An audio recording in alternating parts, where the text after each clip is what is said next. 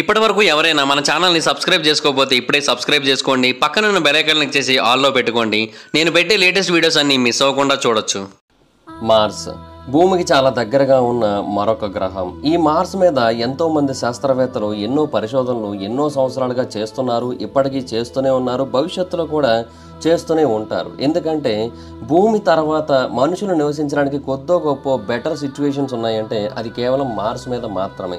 అందుకని Elon Musk లాంటి వాళ్ళు కూడా ఈ మార్స్ మీద ఎక్కువగా ఇంట్రెస్ట్ చూపిస్తూ ఈ మార్స్ మీద కాలనీస్ని, రీసెర్చ్ సెంటర్స్ని వీటన్నిటిని కూడా ఏర్పాటు చేయాలనుకుంటున్నారు. ఇన్ఫ్యాక్ట్ దానికి సంబంధించిన ప్రాజెక్ట్ అన్నీ కూడా శరవేగంగా నడుస్తూ ఉన్నాయి. అయితే ఈ మార్స్ మీద ఇప్పటికే ఒకప్పటి కాలంలో ఒక సివిలైజేషన్ ఉండి అది అంతమైపోయింది అనడానికి కొన్ని ఆధారాలు దొరికాయి. వాటి గురించే మనం ఈ వీడియోలో డీటెయిల్గా తెలుసుకోబోతున్నాం. సో ఇంకెందుకు లేడు, let's get into the video. Number 1, the Phobos photo.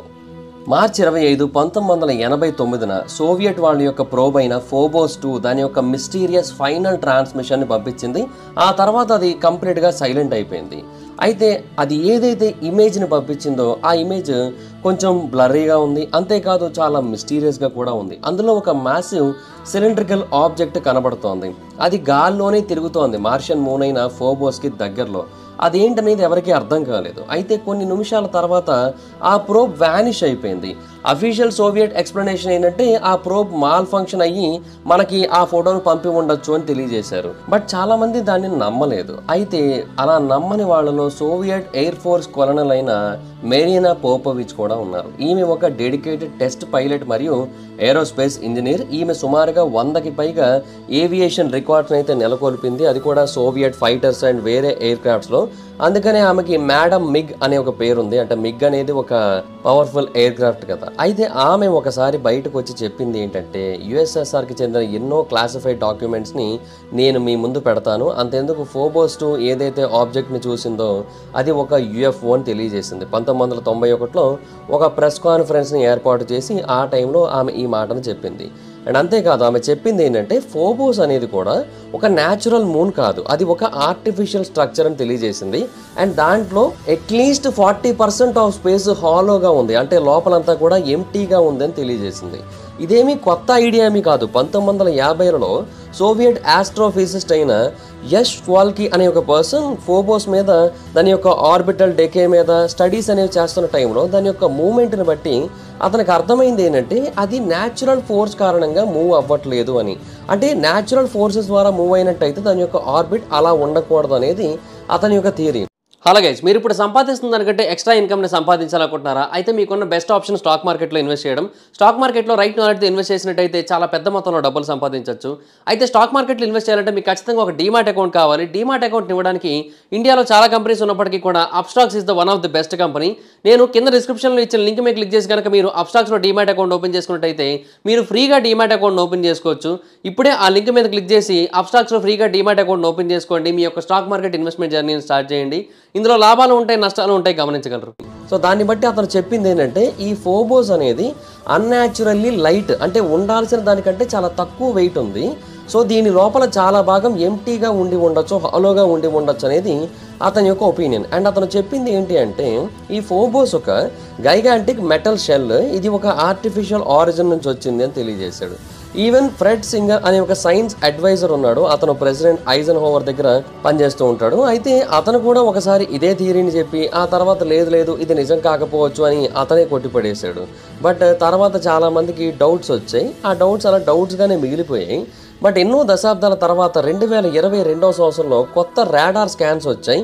European space agency యొక్క మార్స్ ఎక్స్ప్రెస్ ఆర్బిటర్ మనకి కొన్ని డీటెయిల్స్ని రివీల్ చేసింది. బేసిక్గా దాన్ని ఎందుకు పంపారంటే ఆ మూన్ యొక్క ఇంటీరియర్ భాగం మొత్తాన్ని కూడా కంప్లీట్గా స్కాన్ చేసి ఒక మ్యాప్ క్రియేట్ చేయడం కోసం దాన్ని పంపించారు. అయితే దాంట్లోకి ఏవైతే రేస్ పంపబడ్డాయో అవి మళ్ళీ బౌన్స్ బ్యాక్ అయ్యాయి. సో శాస్త్రవేత్తలకి ఏం అర్థం కాలే ఇనీషియల్గా ఏం జరిగిందో. అయితే కొంతమంది చెప్పిన థియరీ ఏంటంటే ఆ ఫోబోస్ లోపల ఏవో అన్నోన్ స్ట్రక్చర్స్ ఉన్నాయి, వాటి యొక్క ఎగ్జాక్ట్ నేచర్ ఏంటనేది మనకు అర్థం కావట్లేదు. కానీ బేసిక్గా ఫోబోస్ యొక్క సర్ఫేస్ మీద ఉన్న నేచర్ని బట్టి అయితే ఆ రేస్ బౌన్స్ బ్యాక్ అవ్వకూడదు. కానీ ఇవి లోపలికి వెళ్ళిన తర్వాత బౌన్స్ బ్యాక్ అవుతున్నాయి కాబట్టి లోపల ఏవో ఉన్నాయి. వాటి గురించి మనం మరిన్ని స్టడీస్ చేస్తే తప్ప మనం ఏమీ చెప్పలేమని అయితే అభిప్రాయపడుతున్నారు. అంటే సింపుల్గా చెప్పాలంటే వాళ్ళు ఏమని ఫీల్ అవుతున్నారంటే ఆ ప్రాంతంలో ఏలియన్ బేసెస్ ఉండి ఉండొచ్చు లోపల అని నమ్ముతున్నారు. ఇవన్నీ సరిపోదన్నట్టు ఆ ప్రాంతంలో ఇంకొక మిస్టీరియస్ ఆబ్జెక్ట్ కూడా కనబడింది. అదే మోనోలిత్. ఇది సుమారుగా 85 మీటర్ల ఎత్తు అయితే ఉంది. ఒక వైట్ బౌల్డర్ అనమాట, చాలా పొడవుగా ఉంది. ఇది ఫోబోస్ మీద ఉన్న స్టిక్నీ క్రేటర్ దగ్గర ఉంది, ఒంటరిగా ఉంది. దీన్ని 1998లోనే చూశారు.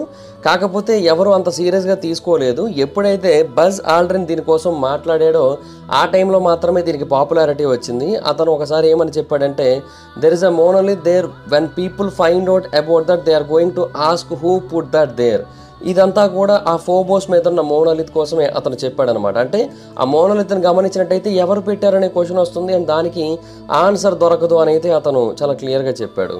చాలామంది ప్లానెటరీ సైంటిస్టులు నమ్మేది ఏంటంటే అది ఒక naturally formed or ejected rock అని అయితే వాళ్ళ యొక్క ఒపీనియన్. బట్ కొంతమంది యొక్క నమ్మకం ఏంటంటే దాన్ని ఎవరో కావాలని ఆ ప్రాంతంలో ప్లేస్ చేశారు అని. అండ్ ఇంకొంతమంది చెప్పే ఒక ప్రోయాక్టివ్ థియరీ ఏంటంటే ఆ మోనోలిత్ అనేది ఒక మార్కర్, ఒక సైన్ పోస్ట్. దాన్ని ఒక అన్నోన్ ఇంటెలిజెన్స్ వాళ్ళు ఆ ప్రాంతంలో తీసుకొని వచ్చి వదిలేశారు.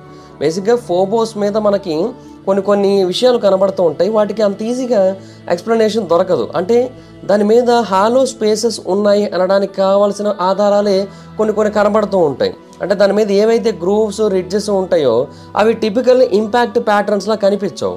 అండ్ అది మార్స్కి చాలా క్లోజ్గా మూవ్ అవుతూ ఉంటుంది. ఒకవేళ ప్లానెట్ కనుక దాన్ని కొంచెం ఎక్కువ పుల్ చేసినట్టయితే అది కంప్లీట్గా నాశనం అయిపోయే అవకాశం కూడా ఉంటుంది. బట్ ఏ రోజు ఆ పొజిషన్కి అయితే వెళ్ళలేదు. సో మరి ఫోబోస్ 2 ఏదైతే ఫోటో చూపించిందో దాంట్లో ఏదైతే ఆబ్జెక్ట్ ఉందో అది దేనికి సంబంధించింది అనేది ఇప్పటికీ అర్థం కావట్లేదు. అండ్ అది నిజంగానే మాల్ ఫంక్షనా లేదంటే కావాలని దానికి సంబంధించిన ఇన్ఫర్మేషన్ బయటకు తెలియకుండా సైలెన్స్ చేస్తారా అనేది అర్థం కాని ఒక మిస్టీరియస్ క్వశ్చన్ అనే చెప్పాలి. మేబీ ఫ్యూచర్లో జపాన్ వాళ్ళ యొక్క MMX మిషన్ 2026లో ఫోబోస్ మీద ల్యాండ్ అవ్వబోతోంది. అండ్ దాని యొక్క మెయిన్ టార్గెట్ ఏంటంటే అక్కడ నుంచి కొన్ని శాంపిల్స్ భూమికి పంపాలి. సో దాని గురించి పూర్తిగా స్టడీ చేయాలి. సో అదే కనుక ఒకవేళ పూర్తయినట్టయితే స్పేస్ ఎక్స్ప్లోరేషన్లోని one of the most haunting మిస్టరీస్లో ఒకటి సాల్వ్ అయ్యే అవకాశం అయితే ఉంది.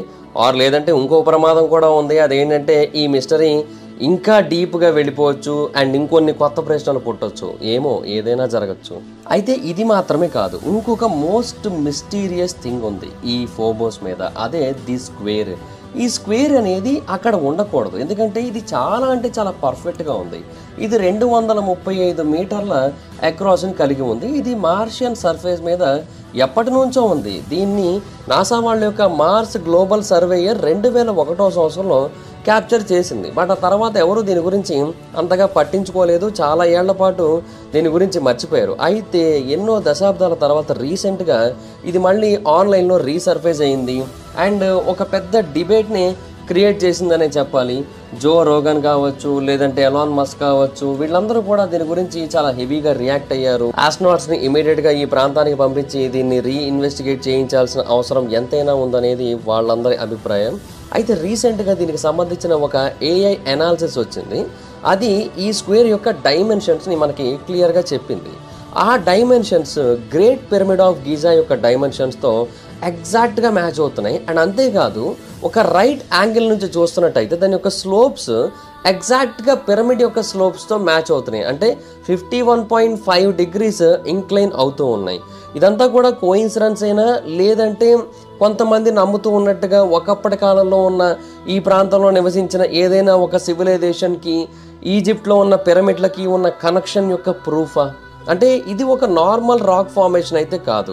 ఇది ఒక పాస్ట్ సివిలైజేషన్కి చెందిన ఎవిడెన్స్ అయినా అయి ఉండాలి, లేదంటే ఏదైనా ఒక పర్టిక్యులర్ రీజన్ వల్ల ఆర్టిఫిషియల్గా ఫామ్ అయి ఉండాలి. న్యాచురల్గా అయితే మాత్రం ఇంత పర్టికులర్గా ఇంత పర్ఫెక్ట్గా ఫామ్ అవ్వడం అనేది ఆల్మోస్ట్ ఇంపాసిబుల్ అని చెప్పాలి.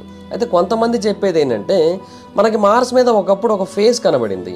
ఆ ఫేస్ ఎలాగైతే ఒకప్పటి కాలం నాటి ఇంటెలిజెన్స్ యొక్క ప్రూఫ్ అని అందరూ అనుకోవడం జరిగిందో అలాగే ఇది కూడా ఇంటెలిజెన్స్ యొక్క ప్రూఫ్ అయి ఉండొచ్చు అని అయితే చాలామంది అభిప్రాయపడుతున్నారు. బట్ మార్స్తో ఉన్న ప్రాబ్లం ఏంటంటే ఇది మనుషులతో ఎప్పుడు కూడా ట్రిక్స్ ప్లే చేస్తూ ఉంటుంది. అంటే మనుషుల యొక్క ఇమాజినేషన్ అనేది మార్స్ విషయంలో చాలా వరకు పర్ఫెక్ట్గా ఉంటుంది. అంటే మనం అక్కడ ఏలియన్స్ ఉన్నారు అని అనుకుంటూ అక్కడ ఏమైనా చూసినట్టయితే ఏలియన్స్ ఉన్నారు అనడానికి ఒక ఆధారంలాగే అక్కడ ఏదో ఒకటి కనబడుతుంది. అలాగే ఇంతకుముందు చాలాసార్లు జరిగిందనమాట. 1877వ సంవత్సరంలో ఆస్ట్రోనమర్ అయిన జియోవానీ స్కార్పెలి అనే ఒక పర్సన్ ఆ ప్రాంతంలో ఉన్న కెనాలి న్యాచురల్ ఛానల్స్ ఏవైతే ఉన్నాయో వాటన్నిటినీ కూడా డిస్క్రైబ్ చేస్తూ వాటన్నిటిని కెనల్స్ అని చెప్పాడు. అయితే దాన్ని విని కొంతమంది ఏలియన్స్ అని చెప్పాడు అని అనుకున్నారు, అంటే దాన్ని మిస్ట్రాన్స్లేట్ చేశారనమాట. సో ఇలాగా తప్పుగా అనుకున్న సందర్భాలు ఉన్నాయి. అలాగే మార్స్ మీద ఏదైతే ఫేజ్ 1976లో వైకింగ్ 1 ఆర్బిటర్కి కనబడిందో చాలా ఏళ్ల పాటు దాని గురించి డిబేట్స్ జరిగేలా చేసింది. అది మార్స్ మీద ఉన్న సిడోనియా రీజన్లో కనబడింది. అయితే ఆ తర్వాత తెలిసింది ఏంటి అంటే అది ఎక్స్ట్రా టెరెస్ట్రియల్ రూన్సే కాదు, అది ఒక సివిలైజేషన్కి చెందిన ప్రూఫ్ కాదు, ఏది కాదు, అది ఒక హిల్ మాత్రమే. హయ్యర్ రిజల్యూషన్ ఇమేజెస్లో మాత్రమే మనకు అది హిల్ లాగా కనబడుతుంది, నార్మల్ ఇమేజెస్లో మనకు అది ఫేస్ లాగా కనబడుతుంది అని తెలిసిందనమాట. అండ్ ఈ స్క్వేర్ విషయానికి వచ్చేసరికి కూడా ఇది ఒక మిత్తే అయి ఉండొచ్చు అనేది కొంతమంది యొక్క థియరీ, లేదంటే ఒక ఇల్యూషన్ అయినా అయి ఉండొచ్చు అనేది ప్లానెటరీ జియాలజిస్టుల యొక్క పాయింట్. అండ్ వాళ్ళు చెప్పిన ఇంకొక విషయం ఏంటంటే బేసిక్గా జామెట్రిక్ ఫార్మేషన్స్ అనేవి నేచర్లో చాలా కామన్గా జరుగుతాయి, అంతెందుకు భూమి మీద కూడా చాలా జరిగాయి. టాస్మానియాలో మనకి ఎరోషన్ కారణంగా కొన్ని పెద్ద స్ట్రెచెస్ అనేవి కనబడుతూ ఉంటాయి. ఆ ప్రాంతంలో మనకి ఇంటర్లాకింగ్ రెక్టాంగులర్ స్టోన్స్ కనబడతాయి. మరి ఇవన్నీ కూడా న్యాచురల్గా ఫామ్ అయినవే కదా, దీన్ని ఎవరు క్రియేట్ చేయలేదు కదా అనేది వాళ్ళ యొక్క థియరీ. అయితే నాసా వాళ్ళు చెప్పేది ఏంటంటే ఆబ్వియస్లీ ఆ స్క్వేర్ అనేది లైట్ అండ్ షాడో యొక్క ట్రిక్, అక్కడ ఇంకేమీ లేదు.